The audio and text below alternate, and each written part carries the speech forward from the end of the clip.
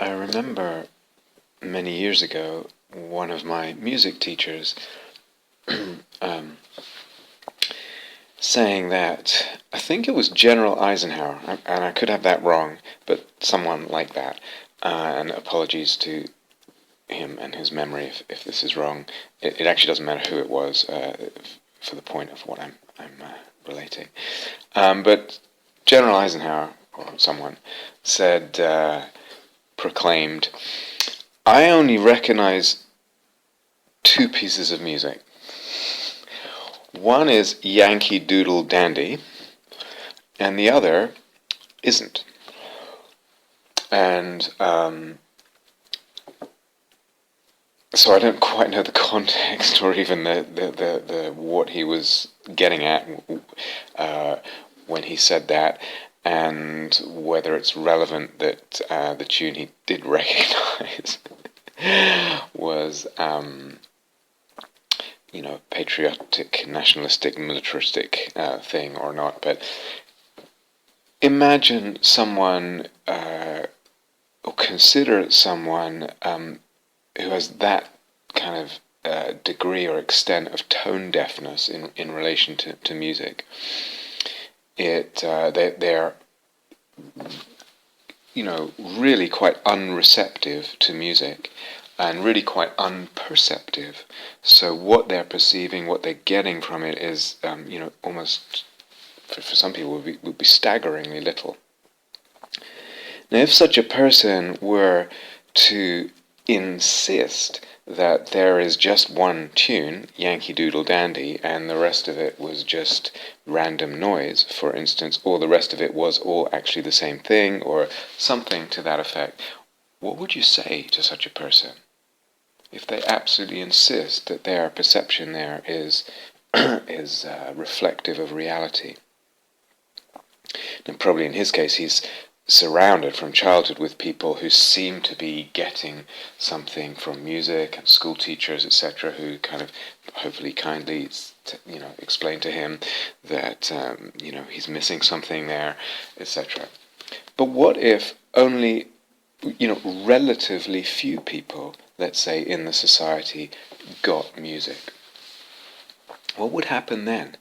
So there were only relatively few people who somehow music was very meaningful to them, full of all kinds of relationships that they could hear between sounds and themes and modulations of key, or pitches and harmonies and rhythms and textures. And they perceived a great deal of nuance of structure and shading and evolution and all that, and it had a huge effect on them, on their heart, on their psyche, on the body, on the soul, the meaningfulness. Imagine if there were just a few people like that in a society where everyone else was more like General Eisenhower.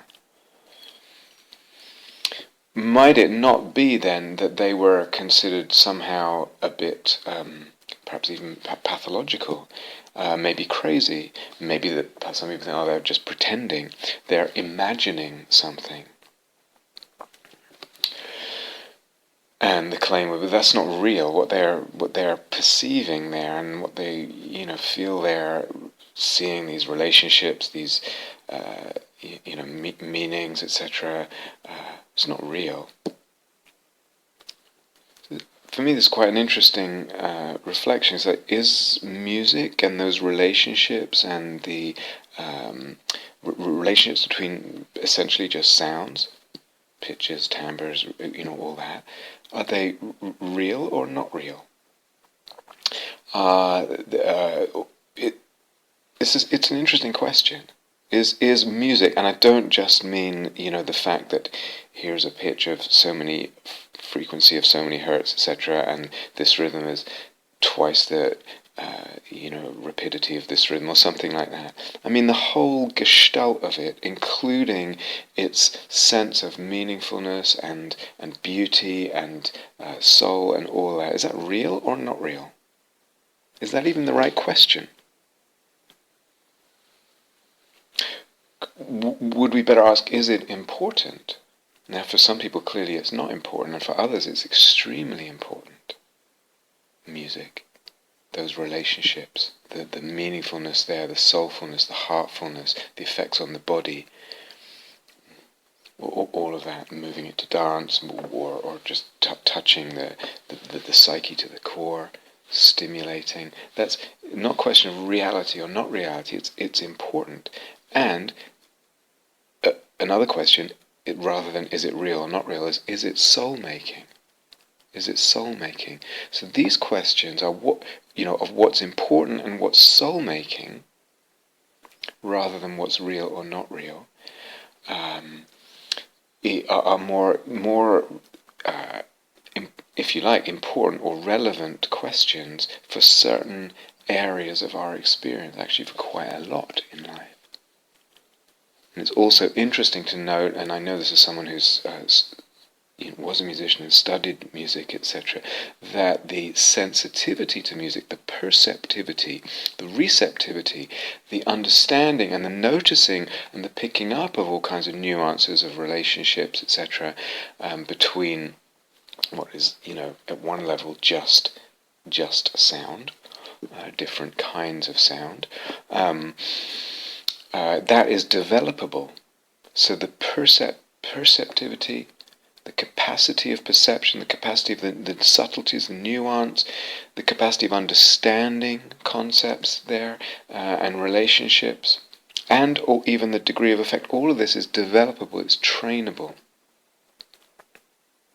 What if we transfer that whole set of analogies there around music and receptivity, perceptivity, capacity of perception in relation to, and conception in relation to music,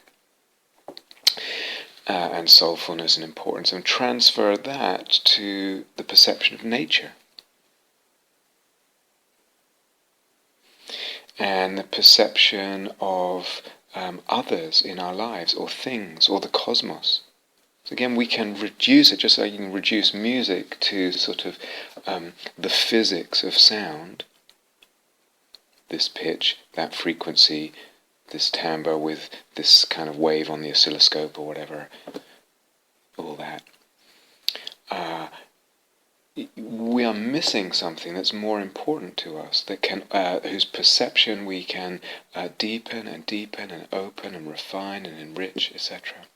Maybe the same with nature. Maybe the same with perception of others. The imaginal perception that we're talking about, when there's an erotic relationship with music, with art, with nature, with another, with others, with a thing, an object, with the cosmos. So the whole real, not real question is a little misguided there. And yet you can see how much just what is kind of acceptable or the dominant view within a culture can tend to really hold sway and gain an authority just because it's what most people are able to perceive, or it's not what most people are able to perceive. And again, you get the converse as well in history of just the authority of those who claim to perceive something and the reality of what they perceive over those who don't, etc. And oftentimes this is what you get. You get apart from the political issues there, you get a clash of realisms, a clash of essentially fundamentalisms. This is true, all reality is based on this, or this is real. Someone describes something, a mystical perception or a spiritual perception, a magic perception, that's rubbish, it doesn't exist. And the other person says, they do exist, these stones really are talking to me. This, whatever it is. And both are kind of assuming, even if they're not aware of it, they're drawing on, basing on their, argument, if you like, an assumption of some kind of objective, independently existing reality. And it doesn't exist like that, or it does exist like that. But that's all that reality kind of means. And people, get very, it's a charged issue. I mean, certainly in certain circles it's a charged issue. And so some people, who oppose a kind of any importance or place given to imaginal perception, mystical perception, spiritual perception, etc. There's a kind of secular crusade that some people try and wage, and probably vice versa in history, etc. or at present. And so someone might say, try and say something like, science shows that these things don't exist. But actually this person has not understood science and the whole scientific project. Does it show that these things do not exist? What is the range of science? What science even purports or is qualified or equipped to investigate? And what is the range of the scientific method? So the very structure of the scientific method is to leave out deliberately a whole slew of our aspects of our being, because it's just determined that that's not what we're doing in the scientific method. We're paring that away. And something similar goes on with mindfulness as well. One is amputating, chopping off a whole range of other dimensions of our being, of our experience, of our ways of knowing, etc. So a person who says something like that would do well, I think, to investigate a little bit of philosophy of science over the centuries, and especially more recently. And to question, even what science says about basic realities. For example, the electron, subatomic particle. No one's ever seen an electron.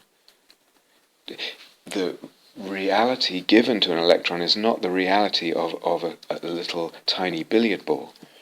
That's a model of it. And even that model is not really the model of modern quantum mechanics and science. It has no where, no when, specifically, objectively, independently existing. The electron is no place, and it's no. It doesn't occur at any time. It has no particular velocity or mass, etc. It's not really even a thing, as Niels Bohr said. Does it even have existence? So don't assume that what you learn in high school and what you kind of surmised about science and what it proves or what it asserts is actually the reality of what someone at the frontiers of science, let's say a particle physicist, etc., who's really at the edge, would and actually doing creative research there would actually hold. And what, anyway, is the difference between the scientific method? I would deliberately put aside feelings. I would deliberately put aside imagination. I would deliberately put aside even ethical values, aesthetic values. That's the ideal of the scientific method. And it's a method, it's a methodology. It's not a fact about reality. Yeah, so what started as a scientific methodology in the scientific revolution and with the Western Enlightenment actually became somehow over several hundred years entrenched as an unquestioned fact about reality and existence. And strictly speaking, it's a methodology. It's a one way of knowing. Someone a little bit more sophisticated, say, who's keen to not give much place to imaginal perceptions, either intrapsychically or in the in and of the world, mystical states of consciousness and perception, would say perhaps something like. Would know that notion of truth is no longer philosophically sort of respectable, and if you go using words like truth, etc., it tends to raise eyebrows in certain circles of disapproval and questioning, supercilious questioning, which is fine, but then oftentimes they avoid that word, perhaps deliberately, and perhaps make a noise about avoiding that word. But underneath, they're assuming some kind of basic existential reality or facticity, to borrow a fancy, fashionable word from modern philosophy, of our situation. This is our situation. We live in a meaningless material universe of which we are emergent. Our consciousness and our being and our complexity is, over the eons of evolution, is a amazing evolution out of matter. Consciousness is an epiphenomenon, but essentially the world is material. There are no other dimensions really, and it's finite. We are finite. We're faced by our death and the extinction of all that, and that you're trying to pump up the imaginal or mystical perception, or things that happen in meditation and all that, or ideas about ultimate transcendent, something transcendent that we can open to beyond the senses, etc., and all that, beyond materiality, all that. This is just your attempt at a kind of consolation, because you can't handle the fact of our the truth of our existential situation. Of course, they don't use the word truth, so they might use this word facticity or something. Or just the accusation of consolation seeking already assumes that this is the truth. The existential fact is what you seek consolation in with respect to. So it might not use the language of truth, might hide it, might etc., but it's functioning there. And there's as I said, the clash of realism so often in these kind of conversations. And a person who is drawn to investigating and opening up and exploring the imaginal and mystical states of consciousness and perception, and questioning the whole assumptions about reality, etc., that are so pervasive in our modernist and materialist and physicalist culture, can very easily embark on that kind of investigation with all their enthusiasm and openness, and very easily be shaken into doubt, or if you like, pressed into doubt, just because of the pervasiveness of the dominant view in our culture. Or they might hear a talk or read a book by someone who's presenting the sort of case for erasing and eradicating mystical perceptions and mystical notions, and any place for the imaginal in a talk or in a book. Could be in a secular context, could be in a secular Dharma context, could be here at Gaia House, could be wherever.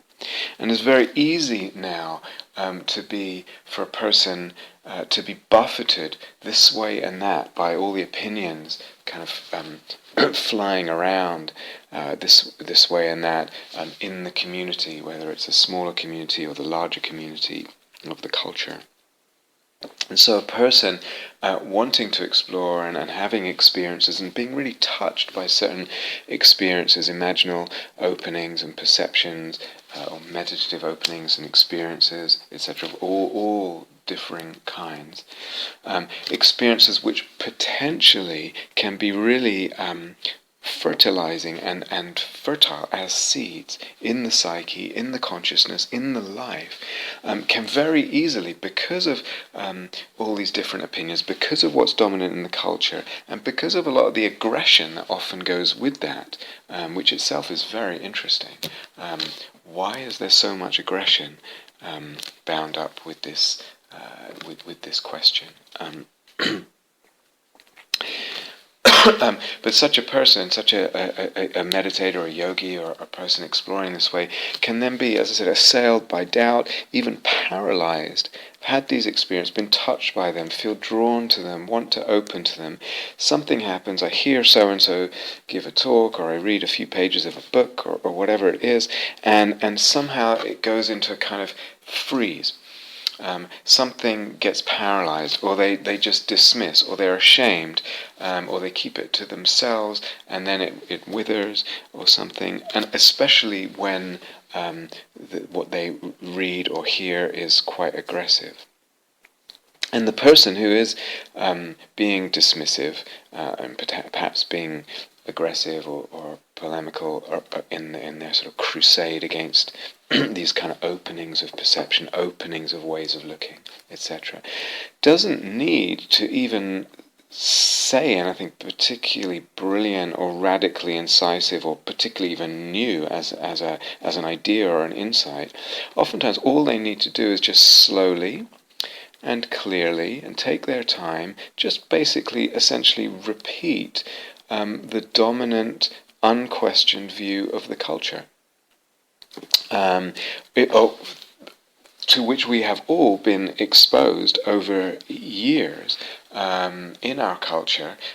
Even if you grew up in a religious setting, you're still exposed to that, what I would call the dominant view of modernism, of physicalism, etc., of meaninglessness and all that, of what the reality of our existential situation is. So a person can grow up buffeted by different views. Oftentimes maybe that characterizes our society. But this physicalist, what should we call it, flat world view of secular modernism is something we've all been kind of subject to pervasively and from all different sides, loudly and implicitly. So a lot of these messages are really not even that obvious for years. So all the person has to do is just slowly and clearly repeat, if you like, what you've already heard, some part of you already understands and knows, without actually making explicit the assumptions underneath that and the historical context of that, etc. In a way, the power of that argument comes from the fact that it's a repetition, and it's a hearing of what one already has heard before and knows and been kind of indoctrinated with, and a power, if you like, from the solidarity, if you like to borrow a phrase again from a word from Richard Rorty. Just the fact that so many people either buy into it completely or buy into it at least partially, in this kind of cognitive dissonance between that and their more spiritual beliefs or whatever. So because it's a repetition of what you've already been saturated in, and because everyone else seems to agree, it makes that position actually quite easy. I don't have to say anything or write anything particularly incisive or new or whatever. Or often what happens is a kind of straw man gets set up as an opposition who's an easy target. Someone who, like a Islamic fundamentalist terrorist or someone like that, or some of the corruption in the papacy, or something, or someone who's clearly, ridiculously holding on to something out of a desperate fear of consolation, fear of their perceived existential situation and wanting consolation, etc. It's a straw man. It's an easy target. So that, why am I saying all this? Just to make the point again that, a grasp of, and I use that word carefully, a grasp of, a rootedness in, of, a carefully thought out, structured, supportive and generative conceptual framework, one that's to some degree reliable and robust and sophisticated and well conceived enough. A grasp of that, a rootedness in that, a consideration of that, and an internalization even of that, an active use of that in navigation, in orientation, will provide stability in that kind of culture, which is the culture we are in now, buffeted by different opinions, often quite aggressive, etc., been exposed to certain points of view incredibly pervasively, so literally inundated by that view, so that we don't even consider it a dogma, because it's so pervasive. It's like a fish not recognizing water.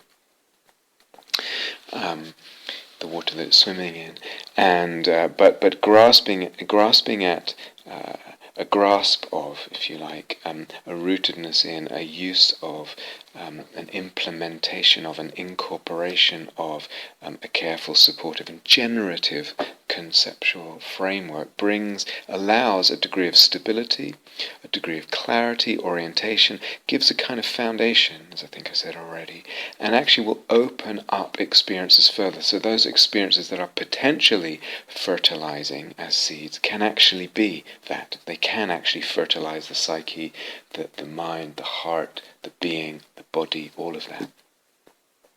For the soul that wants soulfulness, that wants soul-making, and admittedly, and I'll come back to this, we want that. Human beings seem to want that to different degrees. So that's, this is partly why a conceptual framework is really important.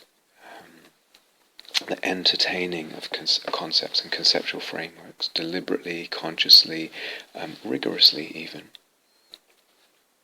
So we've said part of a conceptual framework that I would say is needed, part of what must be included is this whole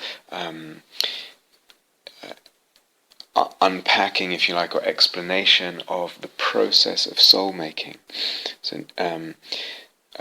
So based on, as we said, sort of phenomenologically noticing, and delineating different kinds of movement of desire. And so, if you like, drawing out this distinction of eros and what's involved with that and where it goes, just from observation of what is involved for us, for the psyche, for the citta, if you like, as human beings in our life, and then exploring and explaining the dynamics of that soul-making process, eros, psyche, logos, in its expansion because of the pathos, etc., that we've talked about. So some way or another, part of the conceptual framework needs to kind of draw that out and give it kind of a conceptual grounding and structuring that's fertile. And another aspect of the conceptual framework needs to be, I think, this non-separation of the citta, which includes the soul, what we're calling soul, non-separation of the mind, heart, soul, consciousness, citta, let's call it, the bigger, non-separation of the citta and whatever we sense of reality, or whatever reality is. There's a non-separation of citta and reality. And this implied in that, or included with that, is the emptiness of all things and the whole notion of ways of looking. So way of looking is an aspect or a mode of being of the citta, if you like, at any time. So all that, this non-separation of citta and, quote, reality, and the emptiness of all things, and the notion of diversity of ways of looking that are available to us, all that needs to be an aspect, an element woven into the conceptual framework, which is said already. So that mindfulness is not and does not expose reality as it is, things as they are, does not expose what is.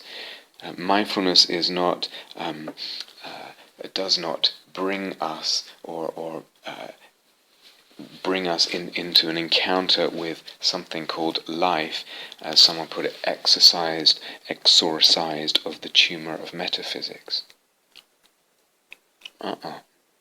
Mindfulness is just one way of looking, wrapped up with a certain conceptual, well, actually quite a lot of concepts wrapped up in mindfulness, in the experience even of bare attention. It's one way of knowing.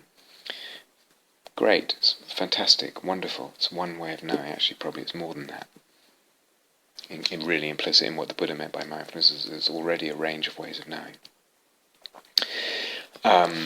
But what we want, what we need, what the conceptual framework needs is to open the ways of looking with this different, more sophisticated idea of reality and the non-separation of the citta, including the soul, and reality, the emptiness of all things, and the ways of looking, all kind of implicit together in that.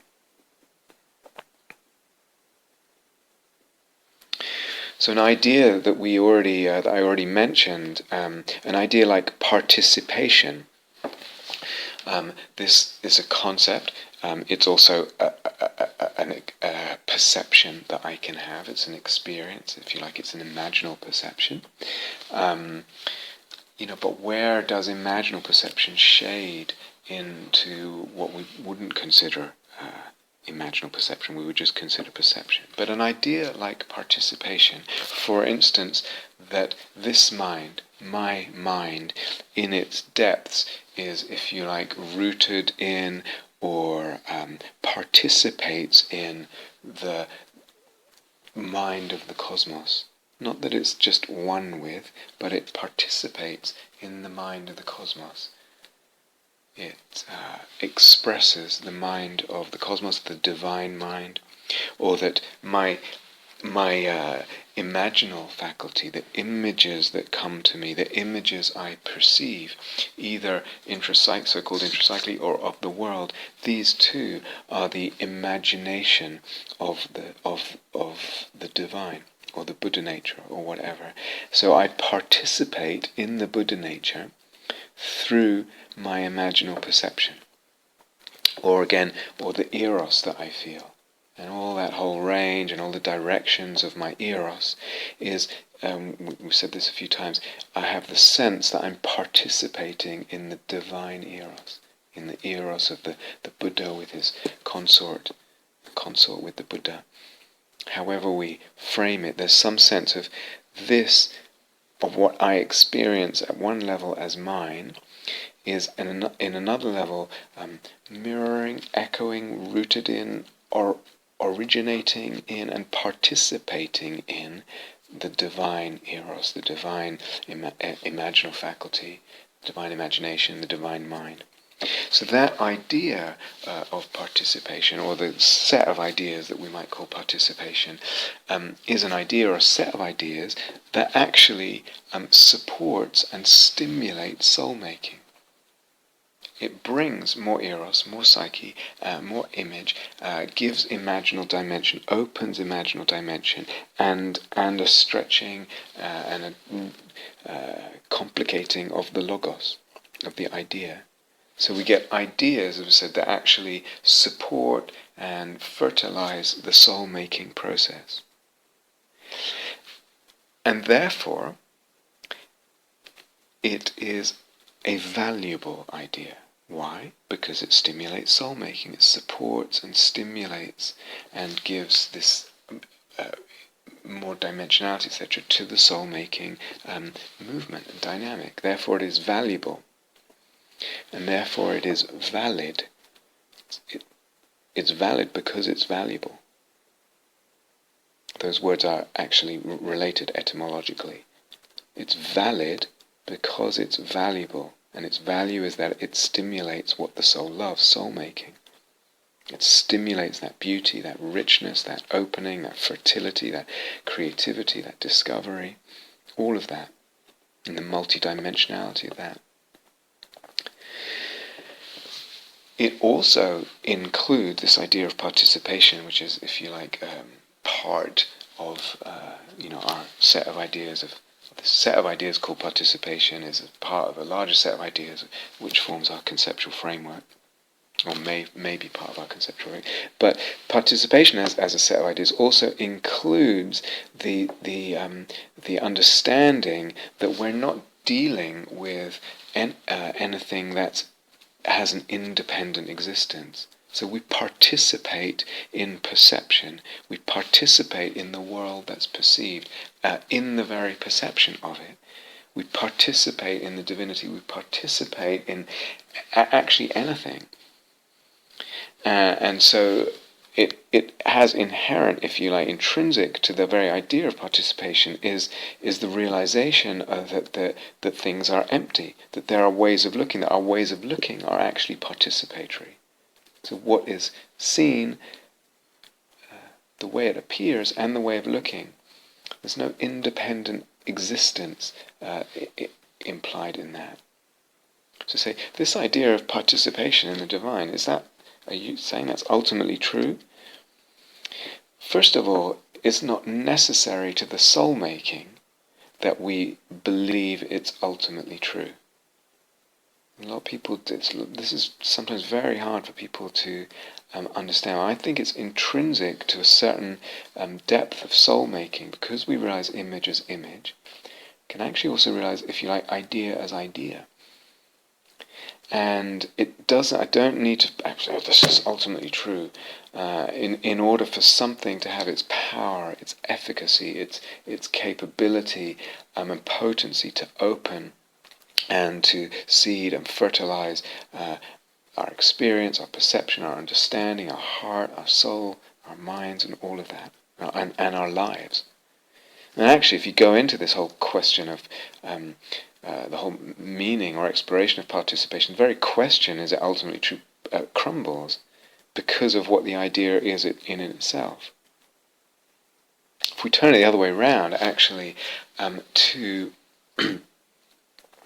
claim the independent existence, the separate existence, separate from the way of looking, independent of the way of looking.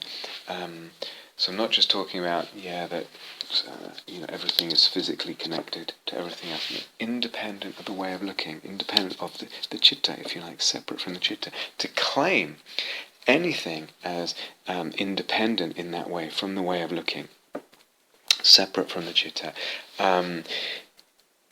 is actually, I would say, definitely not true. Any attempt at doing that so far in the history of humanity has been, pretty seriously questioned. And what one finds is actually very hard to construct a coherent conceptual framework on a ground of solidity, on a ground of independent existence, of something that's claimed to be independently existent. So, the attempt, for example, in physics to derive everything from the basic building blocks of matter just comes round again, or so far has just come round again to questioning the reality of those, the independent reality, independent of, or we could say, the way of looking of those basic building blocks. Can't find them as independently existing things, independent of the way of looking. And Nagarjuna showed this even relative to Buddhist kind of atomism. Brilliant critique of the, exposing the impossibility of constructing a coherent conceptual framework on realist grounds. And again, in modern Western philosophy in recent years. So from different directions, it's almost like to have a grounding in a conceptual framework that's actually, solid in terms of it gives a foundation, like it has the effect of solidity. Our ground actually needs to be not solid. You understand? Can't get away with claiming the independent, separate existence of anything, and claiming that that's a truth, that anything exists independent, separate from the way of looking.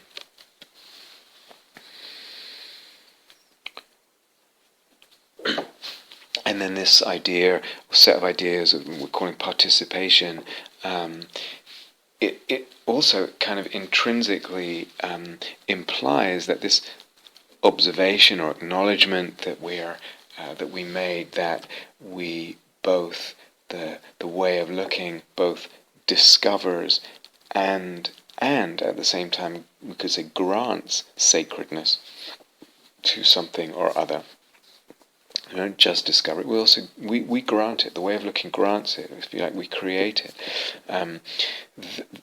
Whether it's an image or eros or whatever, that whole admission and observation is not a problem within the idea of participation. So to me, there's a more sophisticated ontology and epistemology and cosmology, in fact, metaphysics, if you like, wrapped up in in something like the idea of participation, which can sound at first sight like just abstract metaphysics with no grounding in anything real at all. So go into these things, actually really question, dare to question. So there's a kind of pragmatism here, which again is quite a popular word in modern philosophy. That essentially states, well, you can kind of believe what works for you. But there's a pragmatism of approach and of conceptuality here. But it's actually one that actually opens possibilities, possible new ways of looking, or the possibility of new ways of looking, and actually implements them. Opens orientations, opens experiences, opens the living, and opens the field of life for us, the field of our existence, the sense of existence, in ways that we actually move through. Sometimes what you get is sort of what's called pragmatist philosophy, but all it does is actually, as I said before, revert almost by default back to whatever was the default concept or ideation of ontology, epistemology, cosmology. Basically the default hidden metaphysics there. Can we have something actually that's pragmatic, meaning it's really practical? It's an idea or a set of ideas that is really actually practical, that we actually live, that opens the perception, opens the experience, opens the ideation, opens the heart, opens all that soul. So we need, I would say, what is needed is some kind of conceptual frame, which means some set of connected ideas that supports an ongoingness, a potential ongoingness of exploration, inquiry. It supports the opening of frontiers, creativity and discovery in all domains and in all aspects of our being. And even those domains and those aspects of the being can also get opened and increased. In other words, we discover domains and we discover aspects of being, or we create them, or both. They are opened for us, where before we had no sense that there was even that domain of being and that aspect of our existence. You understand? Some conceptual framework, some set of connected ideas that will support this fecundity of exploration, expansion, opening, this infinity of domains and dimensions and aspects of being, of existence, not just the intellect, certainly not just the heart, not just the body, not the artistic, all of this, the soul. Soul, what do you mean soul? Well, it's a domain of the being. And the way these open up, like what the body can be, what the heart can be, what the intellect can be. In other words, how it can be conceived, not just the range of experiences there. And so opening up also with all that a kind of potential infinitude of interpretations, back to this hermeneutics, that existence, life, world, cosmos, being, humanity, body, all of this, materiality, there's an infinitude of potential interpretations there.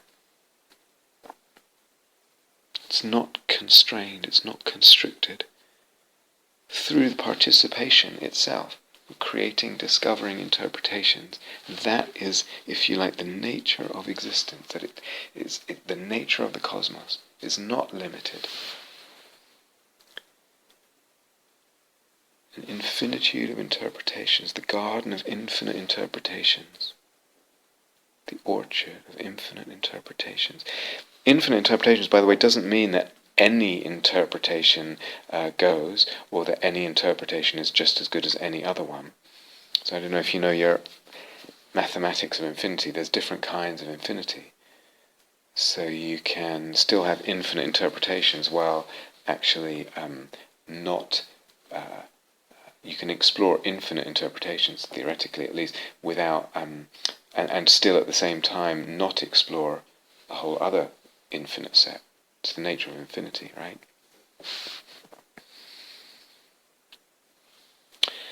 In other words, don't want to labour this, but there are infinite even numbers and there are infinite odd numbers.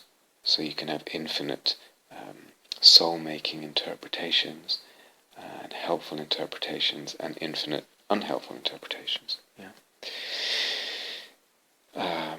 But only that, to me, to my way of thinking at the moment, certainly, only that kind of conceptual framework, would be philosophically viable, kind of, legitimate or defendable, but more importantly, only that kind of conceptual framework can satisfy soul. Only that kind of conceptual framework that's that fertile, that supports this ongoing expansion, complication, dimensionalizing, etc. Creativity, discovery, interpretation. Only that kind of conceptual framework can support that. Only conceptual framework can support that will satisfy soul.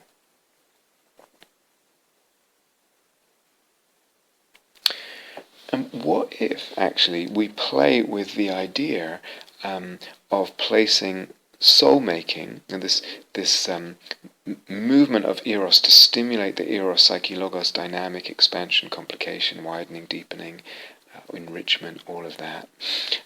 What if that soul-making, actually we take that as a kind of a conception that can form a base for other explanations of all kinds of things. In other words, we take soul-making as something kind of basic. Just simply saying, the soul wants, it has erotic desire for, in other words, the soul wants soul-making. It wants soul-making, it wants the expansion of soul-making, the growth of soul-making, the movement of soul-making in all directions and domains, potentially infinitely, eventually. In other words, there's a movement in time here, there's a becoming. So it may happen in fits and starts, or with blocks and then explosions and walls crumbling, or just gradual expansion, or whatever. We just say something basic. It sounds really simple. The soul has an erotic desire for the expansion of soul-making in all directions and domains, eventually. Or eventually in all directions and domains. So that, the soul-making in regard to the self, in regard to the beloved other or others, in regard to the world, becomes or is potentially equalized, because the soul wants that soul-making expansion in all directions and domains. This is its natural, organic movement. So as imaginal and erotic objects, the other, the self, and the world are kind of equalized, balanced there. They're all filled out. The soul-making movement is happening in all those directions, but also in the domains or directions of body, heart, mind, etc. All these are expanded too, or expanded with it. The soul wants all these to be expanded. What the body is, how it can be perceived, what it means, what it can do, what it can feel, what it can sense, its ways of knowing, the heart, the mind, all of this. Not that one is blocked or stuck or cramped. That would be a blocking, a stucking or cramping of the whole Eros Psyche Logos process, the whole soul-making movement, as we talked about earlier. And so there are problems when one of these directions or domains or aspects that of being, of existence, when one is blocked as an avenue of soul-making, or there's a stuckness there, or it's cramped, something or other, the logos or the image or whatever is rigidified, that's when problems happen. or there's an imbalance because one side is blocked, or one direction is blocked, one aspect domain is blocked. For example, we said the self is not equal.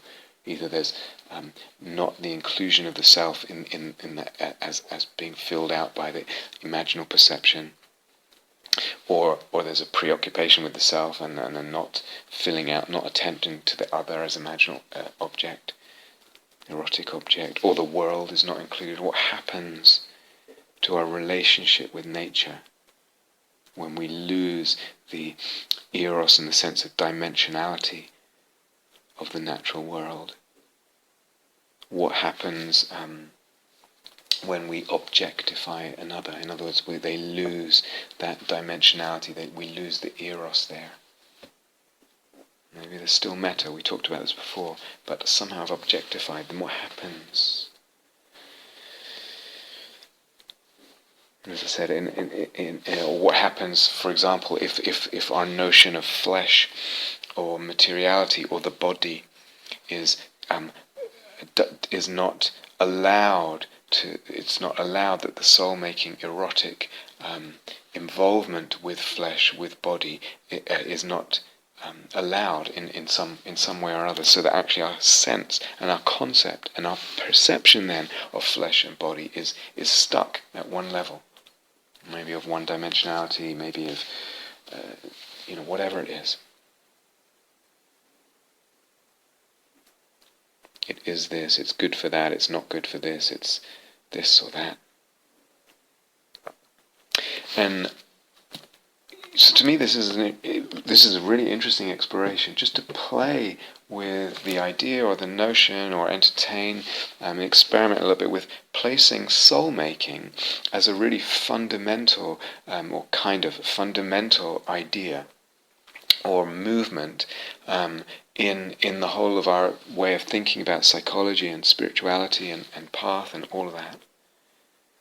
So, for instance, it's quite interesting to me to think about, to sort of reconsider human developmental psychology. I won't go into this a lot, right? Just mention something just as a start in case someone at some point wants to pick it up. Freud regarded pleasure-seeking as the sort of, essentially as the fundamental drive of the human being. And that's, if you like, that's what Eros meant to him. And problems arose when there was a conflict between those drives for pleasure, for often sexual, etc., and gratification of sense pleasure, were blocked or inhibited by, and needed to be inhibited by culture and society and parenting and whatnot. So there was a whole developmental psychology that actually placed what he called Eros, which is the pleasure-seeking, at the fundament. Half a century or so later, Douglas, I think his name was Douglas Fairbairn, was a Scottish psychoanalyst in the sort of Freudian lineage, loosely speaking, in what's called the British Object Relations School. And he actually said the fundamental movement is object seeking, and that's what his word for that was libido rather than eros. So actually this is what the infant, the baby seeks, is an object, the other. And really what's fundamental, the fundamental drive is to connect with others. So not, as Freud says, sense pleasure, gratification of sense pleasures, or the reduction of the tension in the drives towards sense pleasure, etc.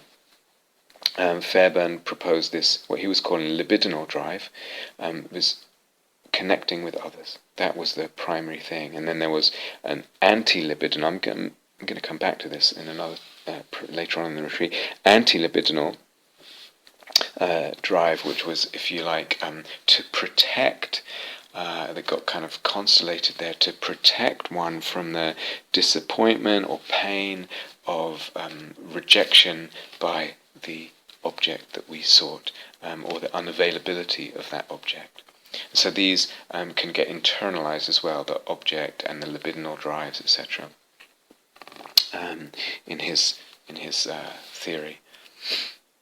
But what's fundamental is the connection with others. or nowadays quite popular to consider, in the womb, and there was a sort of state of oneness and wholeness, non-differentiation from the mother in that environment, sort of oceanic state of oneness and bliss and non-separation. And then at birth there's the trauma of the separation into differentiated being in the world, and the trauma of separation from the oneness, which is a great shock to the system. And the whole production of the self-sense, or the construction of the self-sense, is really a force for coherence, for delimitation. I stop here, for boundaries, whose function is to protect against, if you like, a dissolution into oneness. You're actually creating boundaries because the memory of oneness is full of this sense of trauma at the birth separation. And then for others, for instance, the Kohut sort of ego psychology is really, in developmental psychology, what it sets out to achieve is exactly this well-boundaried self, kind of coherent, well-boundaried self. That's the fundamental achievement of psychological health and maturity. So there's lots of, there's more, but it's interesting to me, like, what if we conceived of Eros as we've been speaking about it, and soul-making as the fundamental drive, not pleasure-seeking, so that's connected, and not, so we mean more than pleasure-seeking, which is Freud's thing. We would mean also more than the object as Fairbairn would have it. Which sounds very like ours, or connecting with others. Isn't that what we defined Eros with? The connection, this wanting more connection.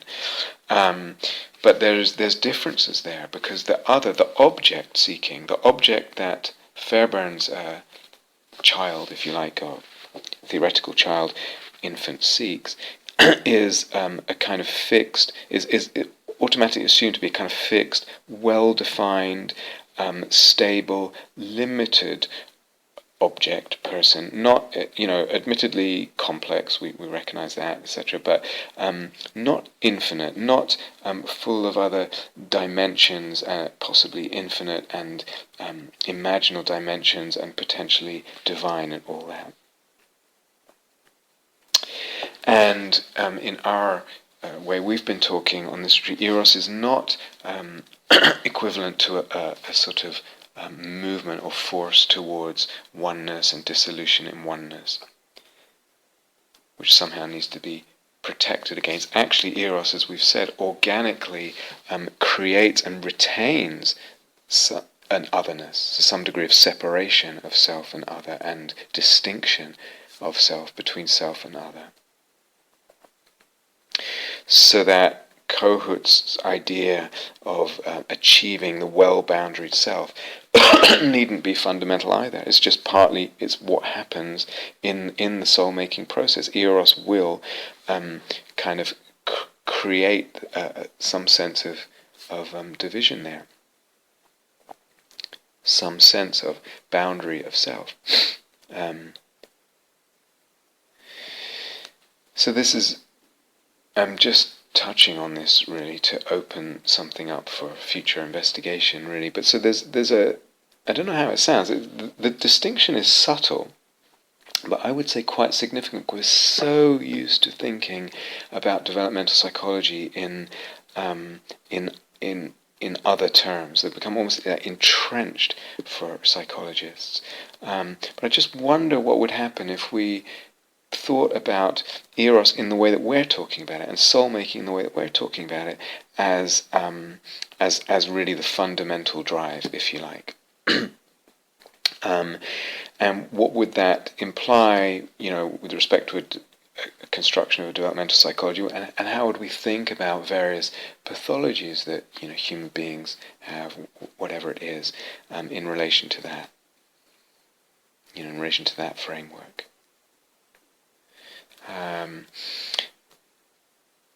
So the way that we're kind of conceiving of the object that it saw is different. than what Fairbairn would think. And the sense of the self also is certainly different than what Kohut would kind of regard as the achievement. And implicit in what we're saying is this recognition of image as image.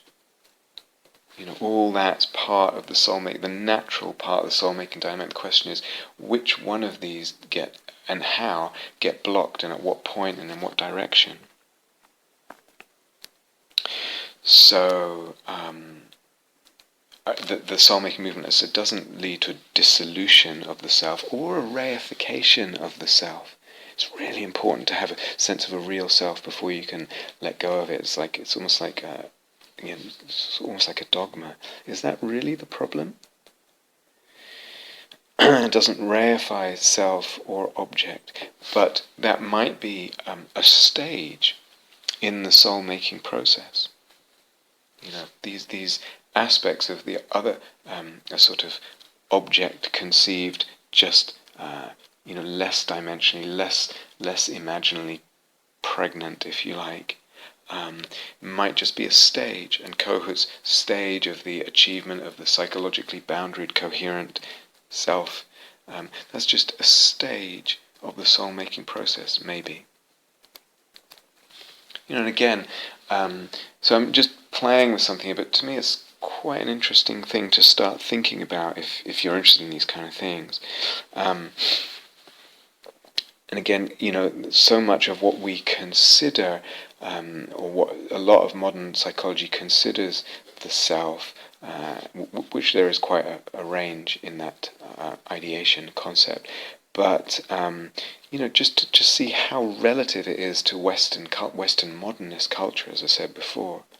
So Ernst Cassirer wrote a whole series of books. The Philosophy of Symbolic Forms, I think, is the big title, but he talks about the Bataks of Sumatra, and for them the self was sort of, if in relationship with a spirit peculiar to that self. I think it was called a bar, but I can't remember. And it's sort of within the person, but not really, and it's separate from their ego, it's separate from their I. And there can be all kinds of conflict. So this is not the coherent, unfragmented self of Kohut, etc. And this was regarded as actually, this is normal, this is what a person involves. So there's the person, and there's this spirit that's kind of in relationship with them, and there can be conflict. The person wants one thing, the ego wants one thing, and the spirit wants another. But there's something of a power that this spirit, if it's called Ba, I can't remember, has in determining the character and even the future of that person.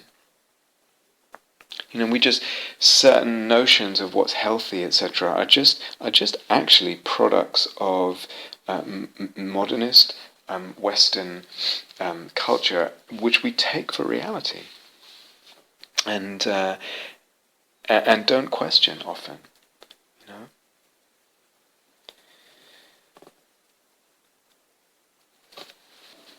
And what would it be? Also, if we consider developmental psychology, and I've touched on this in other talks in the past, it's like we tend to think of the past causes the present, and causality just runs from past. So we look for the first causes, and we look for the conditions and the environment or the trauma or this or that, and it's moving that way from past to present. But what if causality actually opens a whole sense of causality? It doesn't just come from the past. It can, in some way, we are called to something in the future. And it also comes from the present, independent origination. And what's causal is not simply what manifests on a material level in a kind of simply human dimension. So in other words, this notion that the Bataks have in Sumatra of some non-material entity, if you like, being actually quite causative. Do we actually need what is served and what is not served and in fact lost when we constrain our notions of causality, or not just notions of self, but the notions of causality as well. And this is healthy, and this is healthy thinking, and this is what a healthy self is, and this is what how self should be, etc.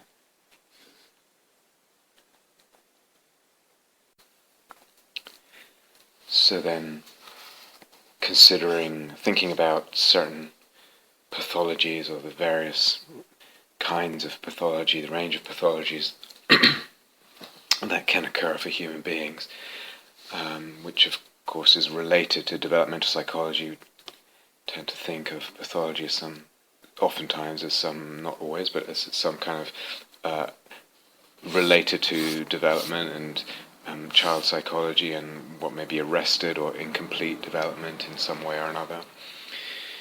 But beginning to think about that, and really this is just an opening, a sort of pointing at a direction, as I said, but I think can be quite fruitful. But beginning to think about pathologies, we've touched on this already. What happens if the imaginal dimension is available to be opened in a certain direction, for instance, in relation to other, but not in relation to self, or in relation to self, but not in relation to other? And there's a kind of lopsidedness to the soul-making opening and movement there. What would that cause? What causes that, for a start? But also, what would that then result in? That kind of lopsidedness. What would it result in the child psychology, in the developmental psychology? What kind of pathologies, if it becomes a long-term kind of habitual mode of being, of seeing, to be lopsided in that way, or blocked in a certain direction of imaginal filling out. Or again, as we've mentioned, all this is, we can see it mirrored in our moment-to-moment meditative explorations. But what if this gets repeated and becomes a kind of a way of being in the world? Not seeing image as image, not understanding this is image. See this image and it is image. What happens if there's that kind of reification? Now, of course, that's actually quite common, but we don't tend to realize that.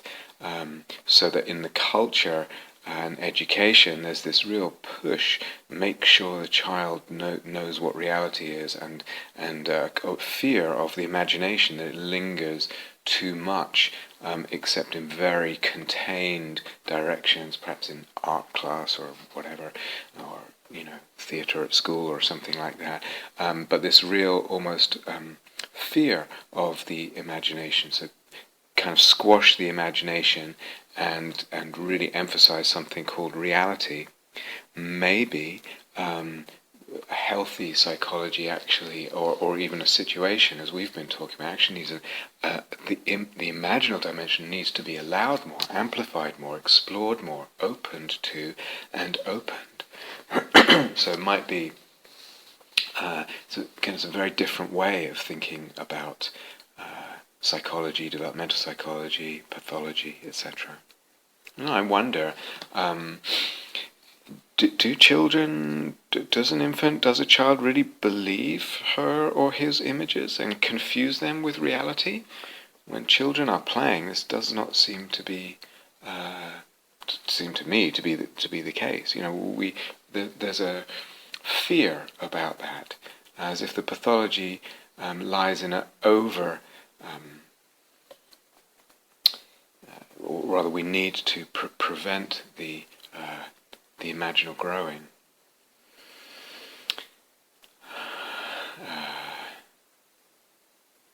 And I wonder if actually we can trust the human psyche to see image as image, to understand that image is image. In its natural development, that will be part of what it understands, if it is allowed to, if it's supported to, unless it's subject to some kind of pressure of some kind of fundamentalist dogma.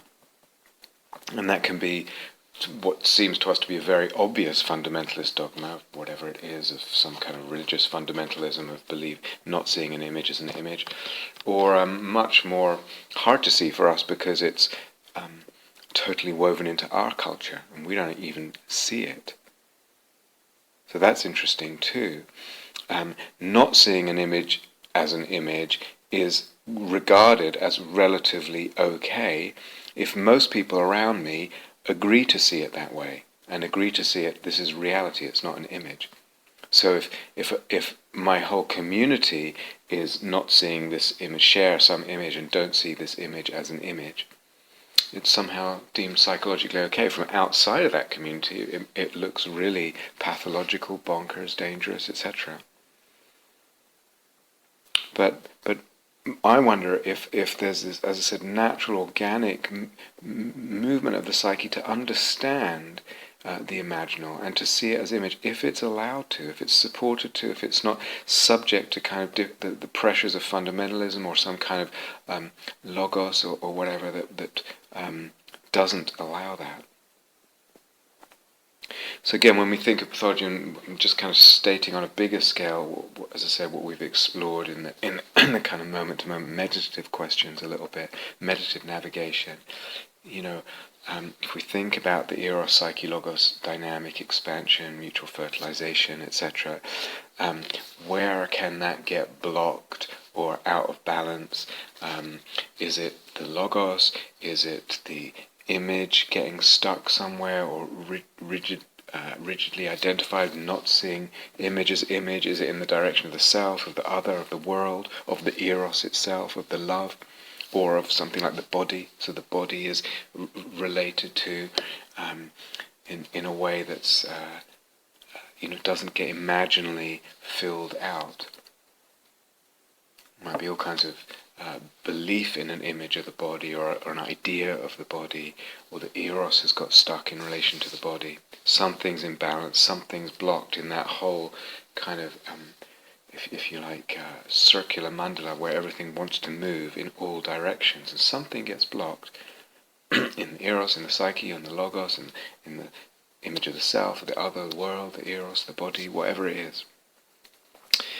I was not seeing image as image, and there comes the pathologies out of that. There comes the incomplete or arrested development out of that, perhaps. So just some ideas to throw out for, I think interesting to reflect on and maybe fruitful.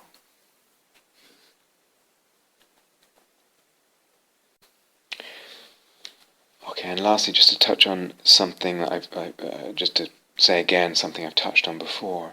And to my mind, we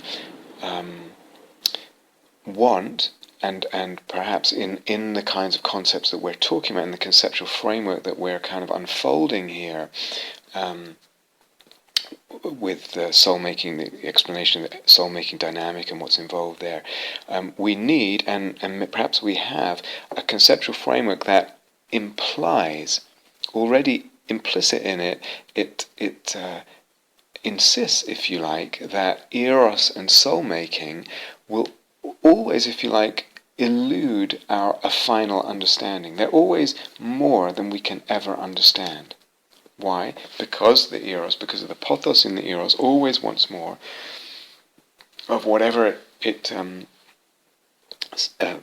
comes into relationship with as an erotic object, and stimulates the Eros Psyche Logos dynamic to create, to discover more, always more. So expanding, opening, stretching, breaking the boundaries of anything it comes into contact with. In creating and discovering more of that thing, including not just psyche and soul, but Eros itself. And whatever logos or idea is involved with the notion of psyche or the notion of Eros. So whatever idea of it, that those boundaries, and ideas, as I think I said before, are delineations. They make boundaries, but they also will be broken open, expanded, stretched, etc. Just because of the Eros Psyche Logos dynamic will eventually move in the direction of Eros and the direction of soul itself. It will include them in its whole kind of expanding vortex of movement, of involvement, of digestion, of transformation, transubstantiation, creation, discovery. So in a way, this whole idea of the Eros Psyche Logos movement and process and involvement means that any logos, any idea, will expand or break in time. In time it will crack. And to paraphrase Leonard Cohen,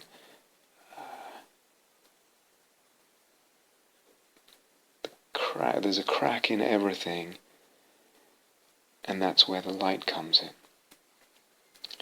So we might think of that in terms of our broken heart and our imperfections as being, but we can also just as much apply it to the ideas, to logoi, to conceptual frameworks. So implicit in this, in the way that we're talking about the soul-making dynamic and Eros Psyche Logos and all that, is this idea of the Kabbalistic idea of the breaking of the vessels. As I mentioned before, the Shvirat HaKelim is it will break. And the crack is a blessing. The light comes in. In other words, there's an illumination, there's a further expansion, something of the divine, if we amplify that. The light of the divine comes in via the crack. Something, we will reach a point with any idea, with any concept or framework where it won't be able to contain or account for our experience or new ideas or whatever, new observations. The very idea of the Eros Psyche Logos dynamic, maybe that too.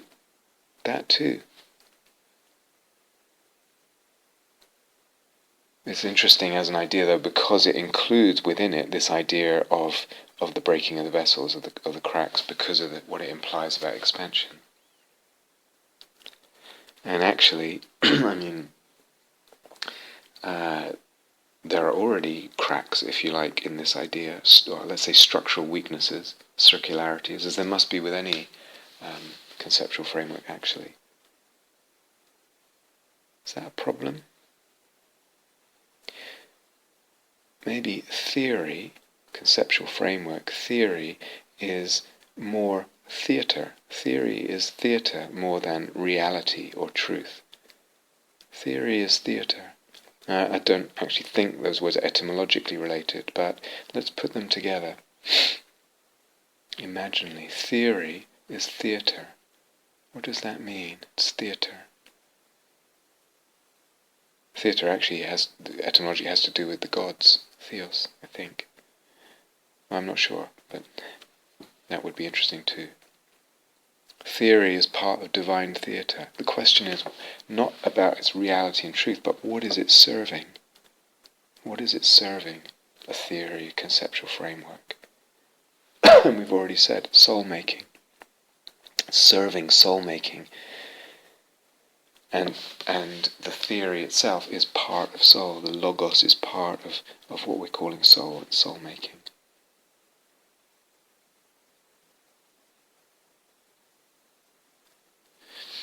So in a way, we discover a conceptual framework based on our observations and kind of deductions from that. But we create it. We could say we forge it. And with the double implication of what that word means, we forge a conceptual framework. We are forging a conceptual framework. And theory is theatre. So this is a very, to me, a whole notion of concept that's soul-making, that's fertile. To me, beautiful as well.